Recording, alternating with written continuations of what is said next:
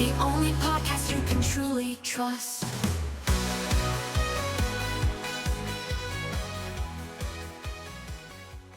Matt, how are we doing today, mate? Good to How's it see you. going? Welcome back. Boom. And today, Matt, what are we talking about? Dopamine. Dopamine. So, a word that we hear pretty much every day. I think everyone's heard the word, but I think maybe people don't fully understand what it is and why it's such a part of the human experience and our evolution. And ultimately, today we want to have a conversation and hopefully enlighten the listeners. What is dopamine? Why is dopamine? What are the pros? What are the cons? And ultimately, what is it we can do to sort of optimize our dopamine and sort of maximize the output? But Matt, I know you've had some really interesting thoughts on it, but please, as simple as you can, as if I'm a 10-year-old, what is dopamine? Dopamine, it's a neurotransmitter, it's a chemical messenger in the brain. And essentially, it's when you do something that feels good, brain releases good stuff. Dopamine, That's it. yeah. It's as simple as that. It's the thing that makes you feel good. It's parts of rewards. It essentially came from around when it was hunting, gathering, building relationships, making babies. The brain needs a way to tell you that's good, keep doing more of it. Yeah. So you go and do it, you hunt, you catch that animal. Not only can you feed everyone, but you have a feeling inside yourself, deep inside yourself, that goes, wow, that felt good. And then so subconsciously, you go, what am I going to do today? All right, I want to do that because I felt good last time I did that.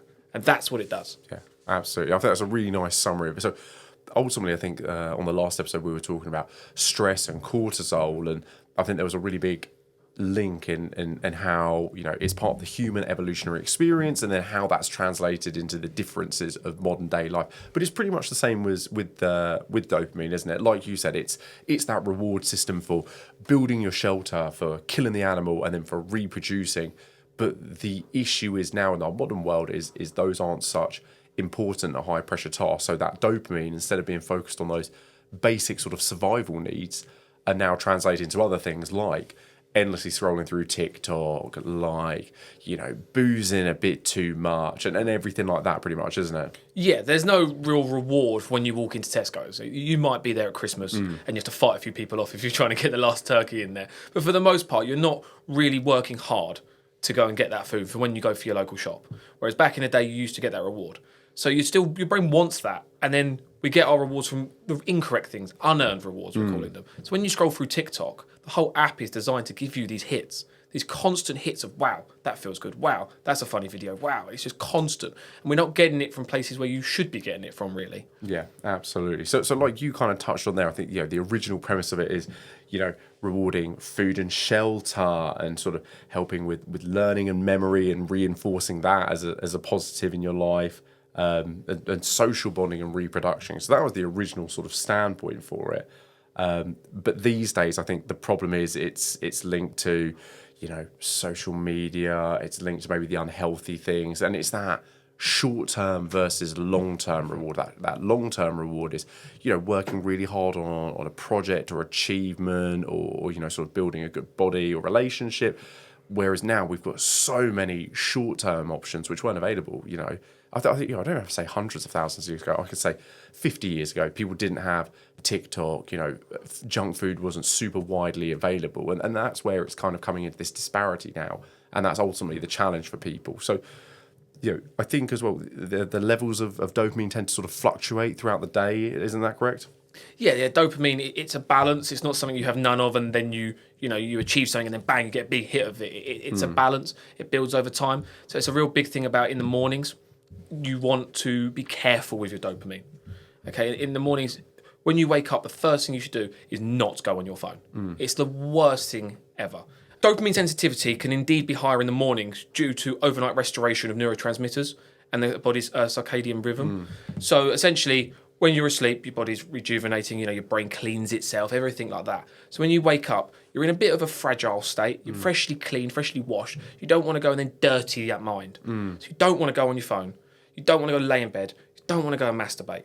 These are all bad things. This is all bad dopamine. AKA the Max said 7 a.m. special. Yes, there's a reason why I'm grumpy in the There's a morning. reason you turn up at night like, morning. I'm like, Christ, all right. So he's had a good morning. Yeah, exactly. It's interesting you say that. I know I hear a lot of sort of health experts and influencers and things like that saying about staying off your phone for like the first 90 minutes of the day. And like you referenced there with the circadian rhythm, getting natural sunlight in your eyes and, getting a bit of movement and exercise going on. Whereas, I've been off social media probably for a good year or so now, and I'll constantly think about getting back on it. But ultimately, that's what I would do all the time. I think it's a really natural reflex for people. They wake up, they lean over, they grab the phone, and they just start smashing Instagram stories and TikTok videos. And like you said, it's just kind of giving you the worst start possible to the day.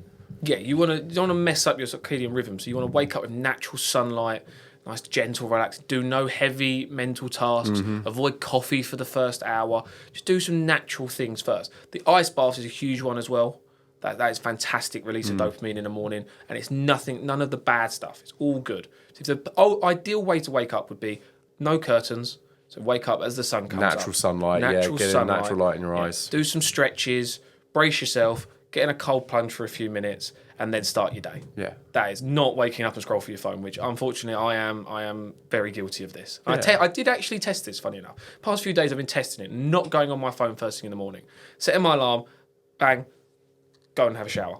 And I do feel more charged for the day. Yeah. I can go a little bit longer before I have my first hit of caffeine as well. So there's definitely some truth in this. Yeah, no, that's really good. I think that ultimately was one of the reasons I decided to take a break from social media. And at the time, I only planned for it to be a sort of month or so. And then over a year later, I'm still off it because I've just found for myself personally at the moment, the pros of being off it outweigh the cons. I know I'm missing out on things, but actually the ability to just focus on myself. And like you're saying, I don't wake up in the early hours and then immediately just start giving myself all this information. And it's, it is such a wonderful tool, but it's, I think this is the whole thing about dopamine is it's very easy to be addicted to the wrong things. It's very easy to chase that hit, which is why you have people who are, what's the term, doom scrolling, where we sort of spoke about it at lunch the other day and sort of saying, these people who are just going down and down and down the list, like, what is it you're looking for? No one could tell you. They couldn't say. There's no answer to that question. This is the specific thing I'm looking for. I'm just endlessly scrolling to find something that engages and gives me that hit. And it makes sense logically. Is like, I want to do things that make me feel good. And without realising it, you scrolling, when you find a video that you enjoy, you feel great. You're like, I'm going to do that again. And I'm going to do that again. And I'm going to do that again. And then a lot of the times you don't realise it's why you're scrolling. You just do it because your brain, you're in autopilot, you've had a hard day at work, you're chatting with people, whatever, and you say, okay, right, I'm just going to go on my phone. Oh, feels good. And it's just like this brain drain, this awfulness of just robotically scrolling your phone for no real gain at all, no real purpose. Awful. And that's the problem. And that follows you into everything you do. So, I love watching movies. I know it's almost like an old-fashioned thing to say now, but this is the problem. So many people struggle to watch a movie and pay attention to that long-form media because they're so used to these super grabby, really well-articulated 30-second clips that the idea of sitting down for, 90 minutes or, if you're watching a Martin Scorsese film, a good 2.5 hours to stay with this character development and this build-up, whereas, every TikTok or Instagram reel or, even like YouTube Shorts, I still have YouTube, like it's so punchy in the first couple of seconds, it holds you because they know they're only going to keep you for 30 seconds. So it is so interesting. And this is where, dopamine is the pleasure chemical and everything like that. But it isn't just about pleasure. It helps with your learning, your decision making, your attention span, your motor control. And again, part of the reason I took a break from social media is I did just find, I'd sit down to a meeting, and the problem is sitting in a meeting talking about, I don't know, revenue, margins, annual order volumes, things like that. Guess what? That is nowhere near as exciting as when I pull out my phone, I open Instagram, and I'm like, right, immediately I have got, MMA knockouts, and I've got like really exciting news, and music videos are coming up, and Instagram models and stuff like that. And it's suddenly so difficult to then maintain your focus on something really important. And I think this is ultimately what we kind of want to address in the podcast today is, it is a wonderful tool. It is incredibly powerful. And of course, everyone needs to enjoy their life and have that reward. But actually, it's more about find that balance so it doesn't interfere with your day-to-day life. Yeah, I think there's an element where you have to be conscious of why you enjoy things. It's like using TikTok and using these apps that are specifically designed by businesses to make you use them more. They make more money by you using them more. And they've worked out a way to game the system, which you will subconsciously use this app more if you're getting more dopamine as you use it. Yeah. So that's the game. And we don't realise that. And no, I didn't realise that the level of how much dopamine is intertwined with our everyday lives. Like Parkinson's, dopamine it works in a slightly different part of the brain. But Parkinson's is directly related with dopamine, ADHD, schizophrenia. The list is endless. Dopamine is such a fundamental part of ourselves. Yeah. And it is probably, arguably one of the reasons why humans are around today. We, evolutionary got rewarded for doing things that were tough, and we did them more. And those tough things is where humanity is grown from. Now there's corporations that are essentially gaming that system and rewarding you for doing fuck all. Yeah, I think that's the problem, because it is. And one of the best expressions I ever heard, things like Instagram, Facebook, TikTok, guess what? If you're not paying for the service, you are the product. And that's the whole point. They are geniuses at working out how to keep us hooked. So things like, all the social media notifications and sounds. We've both been to Vegas. When you sit on a machine, the lights, the sounds, everything, it is so well designed. And they're professional teams come in to help design these Vegas casinos to keep you on there as long as possible. It's big business. That's the same as TikTok and Instagram. They are carefully, designed to just keep you scrolling, to keep you on there as long as possible so that you can see content, but ultimately see as many advertisements as possible.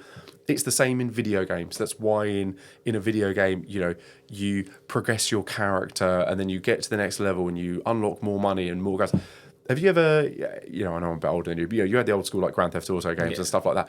Guess what? You'd have the cheat codes, but when you put the cheat code on, it gave you everything you thought you wanted. But then it kind of took the fun out of the game. The fun in the game is in the progression. It is in working hard to achieve the next bit. And that's carefully curated for the reward system. Yeah, and it's all carefully designed. And same with sort of Call of Duty Online and leveling up and prestiging and all that stuff. And, unlocking all the new guns.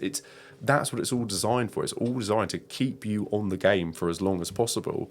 And I think it's the same with streaming services like Netflix. It's got, every time I say the word Netflix, I hear that boom as you sort of log into it. But it's the way they design it to keep you hooked on, to just stay on for one more episode and just everything like that. You're kind of set up to fail with these things. And I think it's really interesting as well that you touched on ADHD and Parkinson's, because not only is it related to your sort of mind and your attention, but it has like a real physical and mental consequences on the body. It can destroy how much you have an ability to focus on a task, and I do worry what it'll be like for future generations where they don't know what it's like to sit there and spend time problem solving and really focusing on something. Yeah, I like to call it dopamine hypnotism almost. It's like you're getting brainwashed and your mind's getting taken over by things you're unaware of. You're getting hypnotized by your dopamine, by machines that are targeting it specifically. And as a business, it honestly makes perfect sense, right? I need my customers to come back. Let's make it addictive. Let's put a bit of sugar in there. Let's hook them in and make them come back. But it's these long-term effects of this that's the problem. Because I have definitely felt that my attention span has been getting worse and worse and worse. As you say, struggling to watch films. Now, when I listen to a podcast, I go straight to the meat. Give me the meat. I don't want to. I'll listen to my videos on 2x speed. And great. Really? I might be more productive. Yeah. Cool. But it's like I'm not holding any good conversations with people anymore. Unless you'll give me what I want quickly. If you're a person that speaks a bit more like Obama and you have pauses and you talk like this, you're shutting down. I'm shut down. You're like, I need short form content, information, give me the meat to hold it in. Yeah, and I think that's what a lot of people experience. And I think we spoke about it in the last episode. Australia's banning social media for under 16s, and America were in the process of banning TikTok. I know that's a bit up in the air now, and they're trying to save it. But I do think, the human brain doesn't stop forming until sort of like 25. So I do think these young children, I've got a load of nieces and nephews, and let me tell you, they won't go anywhere without iPads and phones, and they're all constantly on it. And I think you're right as well. It is, when I was on social media, I'd put a movie on, watch the first 10 seconds, and I'm like, yeah, I'm watching the movie. And you just start flicking constantly, where I think your brain is so used to being overstimulated now that something that used to stimulate you, like a conversation with someone interesting or a movie, now it's not enough. And you need that short form, just quick hits coming at you all the time. And worst case is, if you really went to thought about a dystopic world and do a little thought experiment, is what would happen if we stopped getting rewarded for everything that was good? So for procreating, if that stopped happening and it was just everyone masturbating instead because it's quicker, it requires less effort. Okay, and then we had junk food, stop getting good food, stop going out and making anything good, stop building relationships with people. Everyone's going to be secluded, drinking, doing drugs, and sitting in little corners. Yeah. Doom scrolling. It's like there isn't really a good society in the future of one where everyone's dopamine levels are just fucked. It's interesting to say that. It's kind of like any addiction ultimately that it comes into it, it's going to eventually run you into the ground, and it will end up costing you, the most important years of your life. Yeah, and the problem is it hits. Dopamine is affected by everything. So if you've got a gambling addiction, it's related to dopamine. If you're addicted to alcohol, dopamine is affected. Cocaine, dopamine is affected. Sex addiction, it's dopamine. It all comes back to dopamine. Yeah, absolutely. It's everywhere. I think a little bit later on we're going to have a discussion about the sort of the ways that we can start taking steps to improve our dopamine, the baseline, the things that reward, because dopamine, we're giving it a bad rap at the moment, but actually dopamine is really important. There is great sources of dopamine, great things you can do that will release dopamine. So we'll move on to that shortly, but I just want to touch on, you said something absolutely fantastic a moment ago, which was the earned versus the unearned dopamine. And I think that largely translates to what we were talking about. So, back in the olden days, you would get dopamine from working hard, from survival, from killing an animal. And in the modern day, good dopamine could be like, working out, doing a really good workout, you'll get dopamine from that. Finishing a lengthy project and being like, actually, you know what, that feels fantastic to get that done. Studying or, practicing for a hobby, good physical things that you do, or like nice clean mental things like meditation. Whereas, we've got a load of unearned dopamine that's so easy to access now. So doom scrolling, junk food, video games, boozing and drugs, all things like that give you that quick dopamine hit so easy, but you didn't earn it. It's like you said, and that's the problem, where we can get it so cheap and easy now. It's almost like people don't have to earn their dopamine hits anymore. And I think ultimately that's what's causing this sort of anxiety, depression, and generally a lack of like get up and go and motivation in our sort of younger generation. Yeah, I think if you completely remove these short-term dopamine hits, and as a person, we're driven for dopamine, we want it, it does feel good.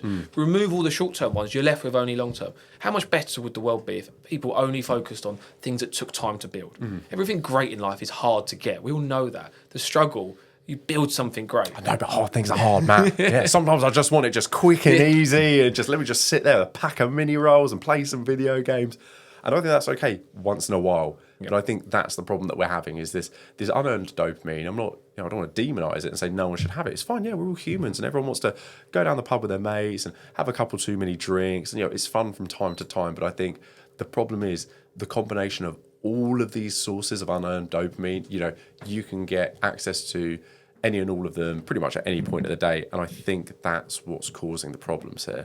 Yeah, I think it's like at the end of a tough working week and you go and have a Chinese or an Indian. Like an occasional reward. That feels amazing. Now go and have a Chinese or an Indian every day.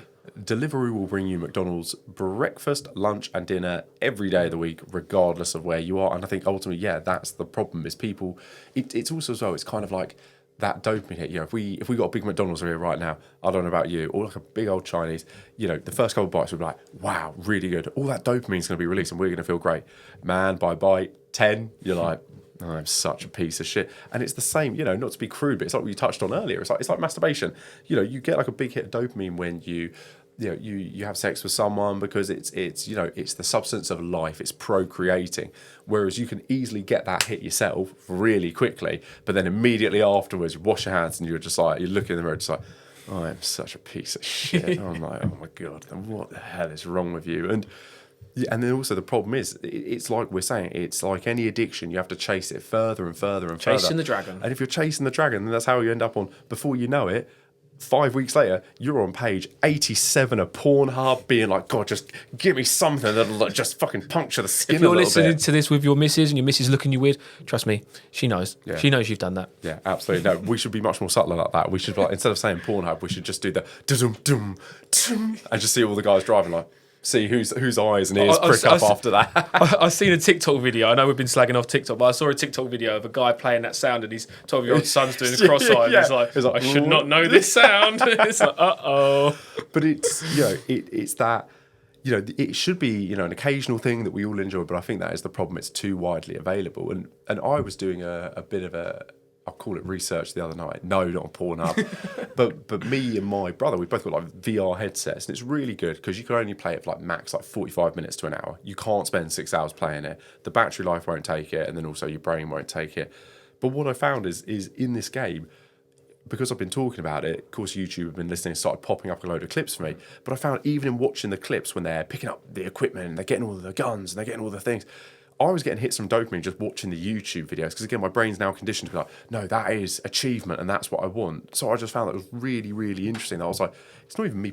Firstly, the game doesn't translate to my real life. If I do well in the game, it doesn't mean my career or my finances or anything's any better.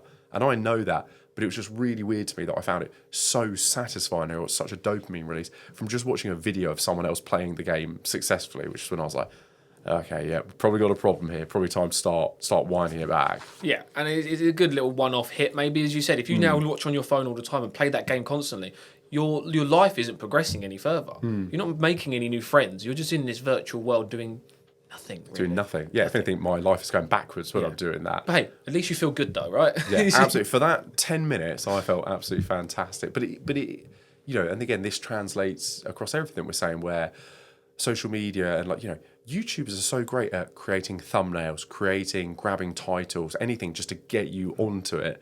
Then it's all designed in this short form media kind of way just to keep you locked in.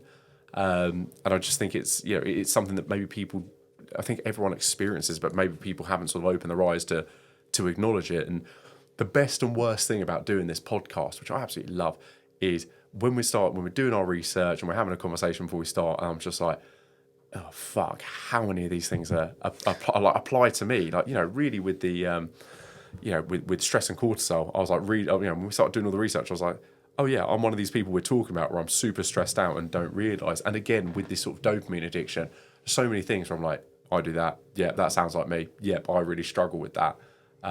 And I think it's just, we're not saying anyone needs to change their life, but just to make you aware of it so people can open their eyes and see what's going on. Yeah, and as someone that, again, the morning routine is awful. I'm on my phone every time and I play video games. I play video games that have gambling elements. So I've played lots of FIFA, lots of loot box based video games. It's like I didn't realise how bad and how much I'm being manipulated by these things. And I want to go on that game and I want to get a new FIFA player, or I want to go and play Counter-Strike and open a case.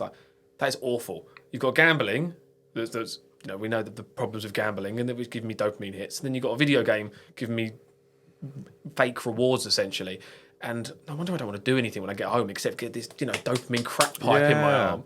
And I think the problem is, I was saying, occasionally it's absolutely fine. It's an important part of your life to enjoy. But I think the problem is, excessive screen time, impulsive spending, overeating, everything like that. It negatively impacts your well-being. And what it really does as well is it takes you away from real world experiences that will make you feel great, because it's so easy. What are you going to do? You're going to go out and are you going to approach a stranger and sort of say, oh, hey, Matt, really interested, love to get you know you more. And then you get that huge release in 2 weeks' time when you slept together. Or are you just going to skulk off home, pull out your phone and kind of get that same dopamine hit? Because it's really easy to do. And that's ultimately the danger of it is, companies, corporations, websites, social media, they're exploiting your dopamine to keep you engaged, to keep you interested in what they're doing, to keep you spending your time, effort and money without you sort of realising, actually, my brain system's been completely hijacked. Yeah. So I think that's something we just want people to really take a step back and sort of say, oh, wow, does this apply to me? Which of these traits are getting me? Which of my sort of, we all have vices in life. Everyone does. But which of these are sort of applying to me and how are they getting me?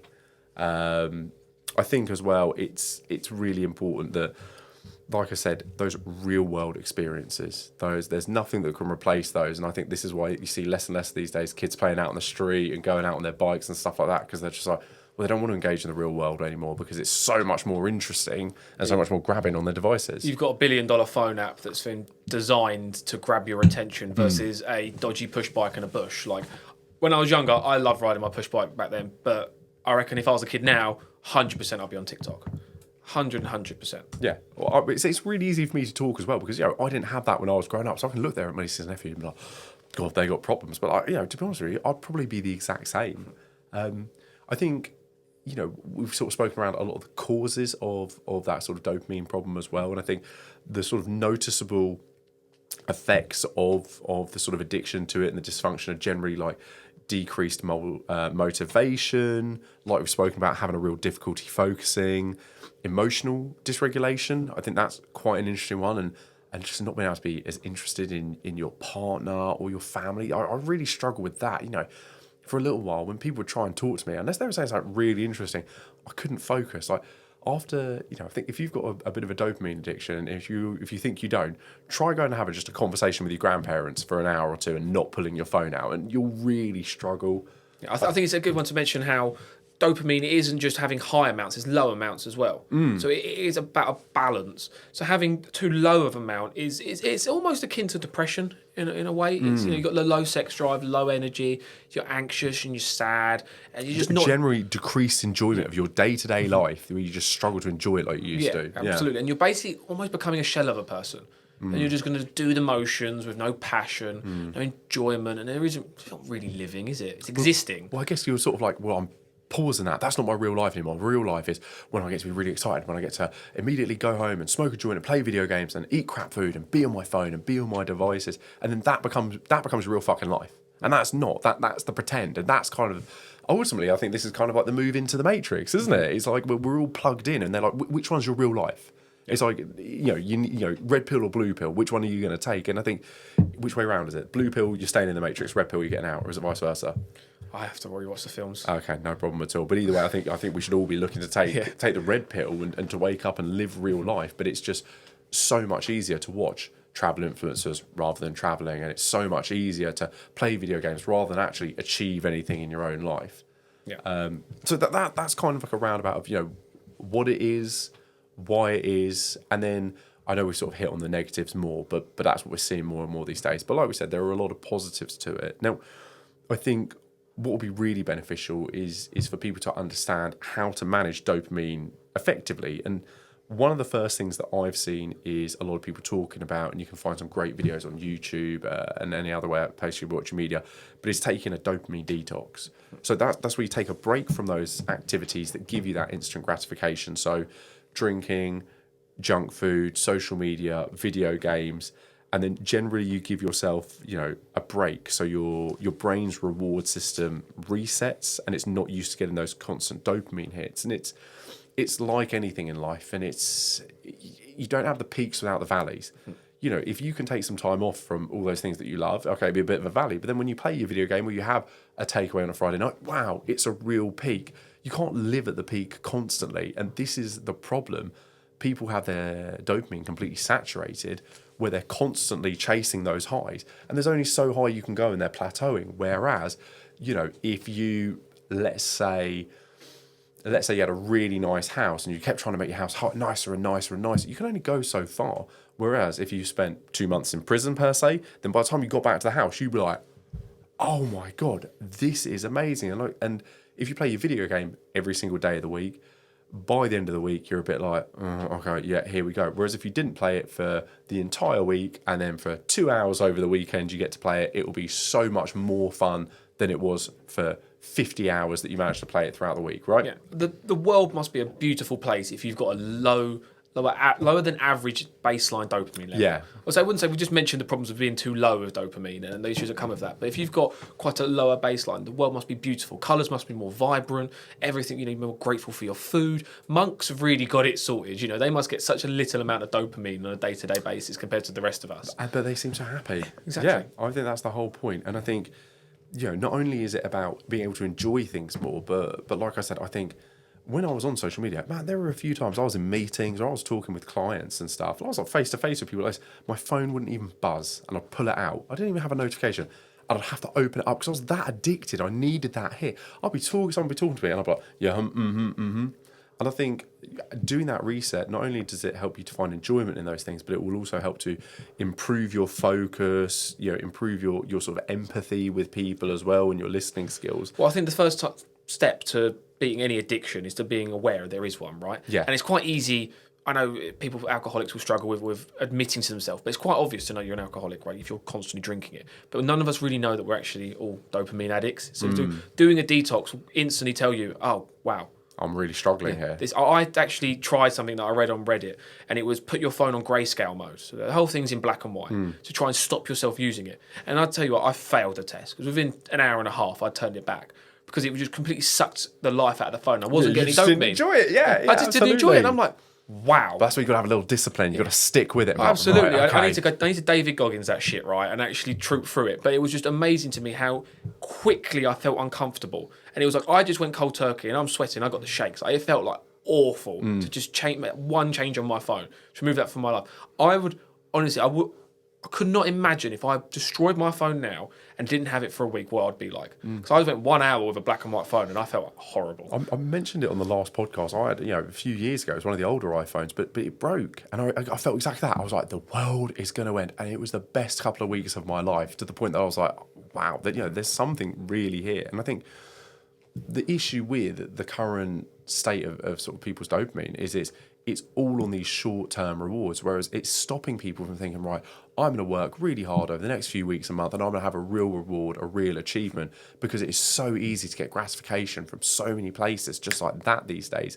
And ultimately, that's the problem, and that's why people should look to do a bit of a detox and to try and lower their dopamine levels so they can focus on more important long-term tasks. So, we've sort of said about, doing the detox, but I think it would be important to say, the sort of things that people should be looking at is, practicing mindfulness. Instead of, taking a break from social media and thinking, right, in the morning, instead of scrolling for 20 minutes as I'm eating my breakfast, spend 10 minutes doing a little mindfulness, a little meditation, Be there something in like the that. moment. Be present. The morning. Be present, yeah.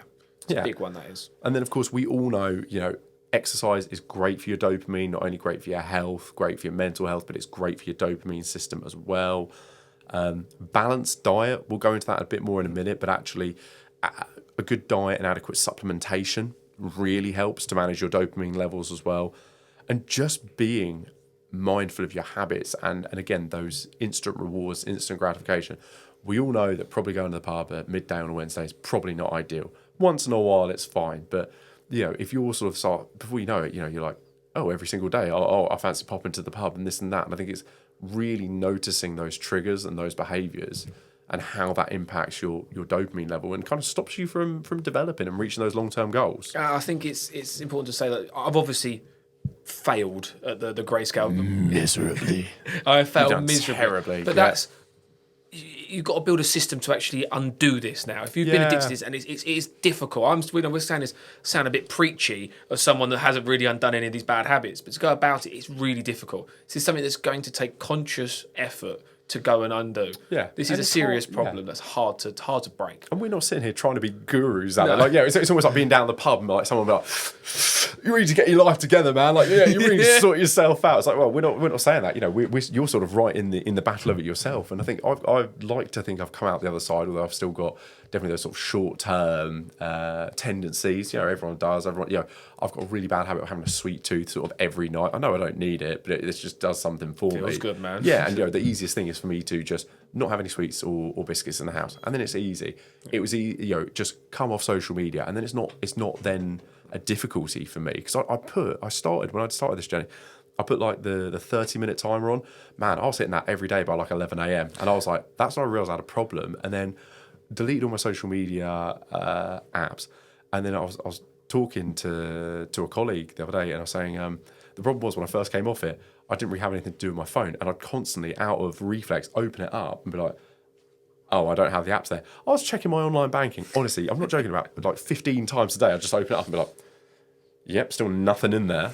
So it is really difficult to retrain yourself. But, like we said, there are good steps that you can take. And also, it doesn't have to be forever. We're not saying ditch your social media and don't have a Chinese. We're just saying reset the system over a week or two, and then it'll taste the best it's ever tasted, or social media will suddenly be really fun and interesting again, rather than something that you're just doing compulsively.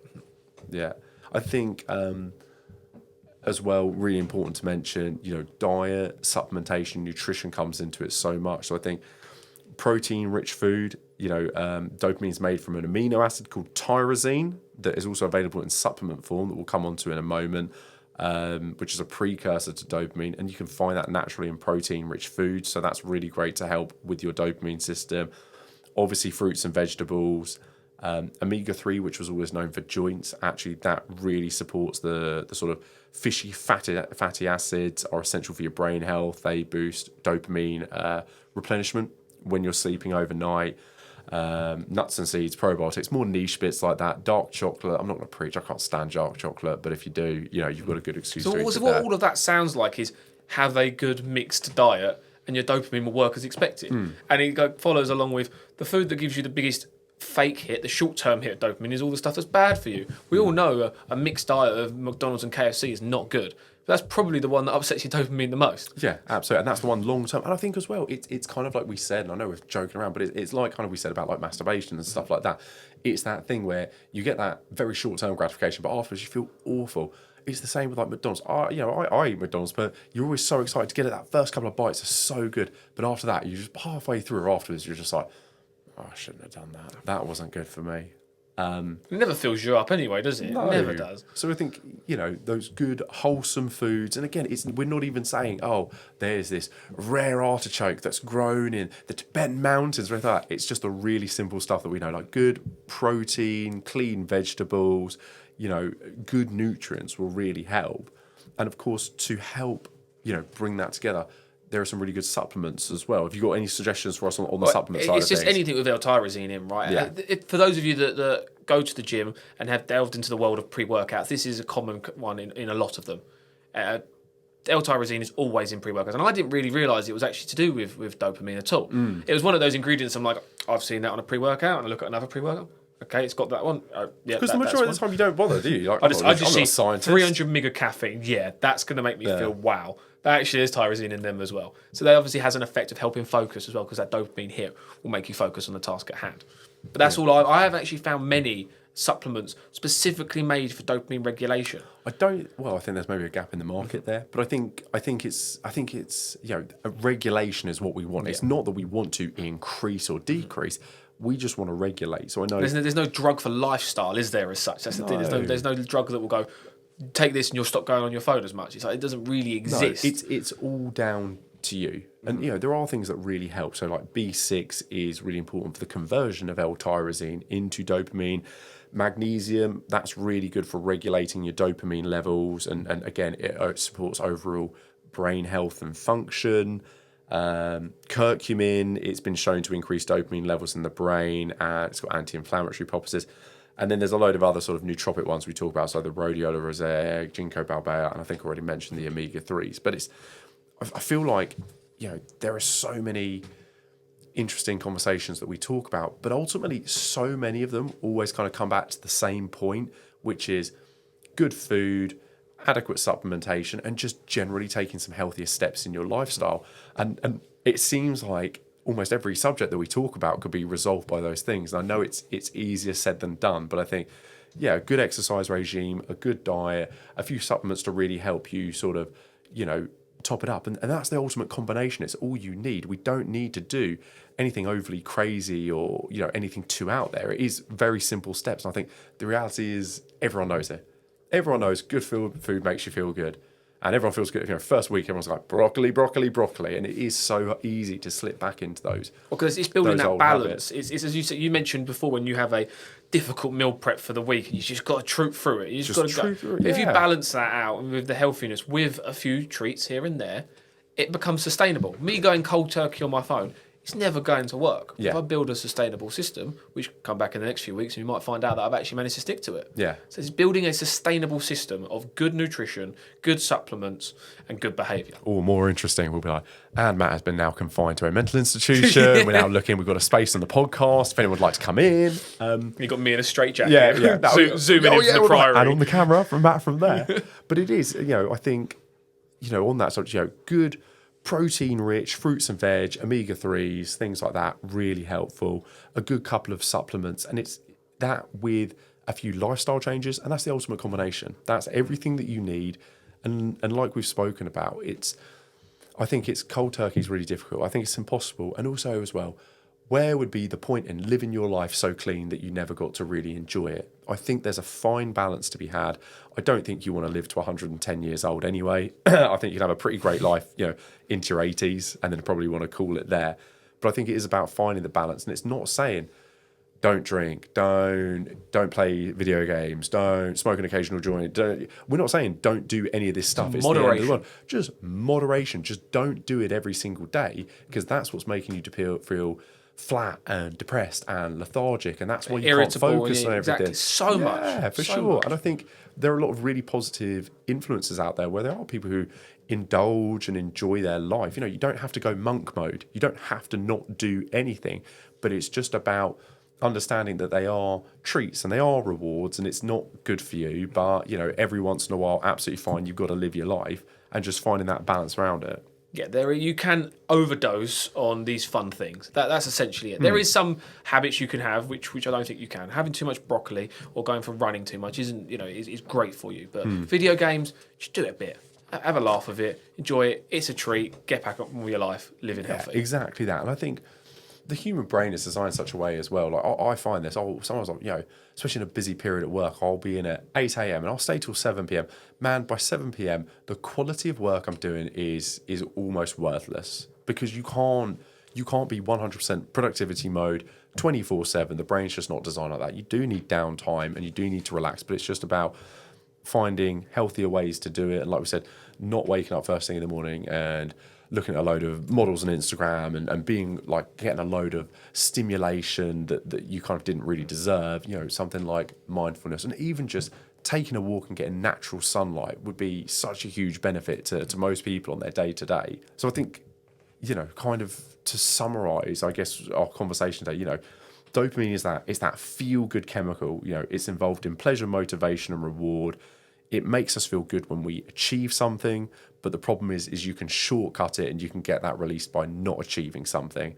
And unfortunately, I think people take that easy route most of the time, and it's such a big part of our modern society that it's almost weird if you're not constantly looking at social media and buying things off TikTok shop and and everything like that. But there is that balance that's to be found to it, and try and not think about sacrificing your long-term goals and progression for these just little short-term hits, because your brain will get saturated. It will negatively affect the good things in your life. The birth of your child will be depleted if you're dopamine. Because you're there just like this is keep pushing, babe.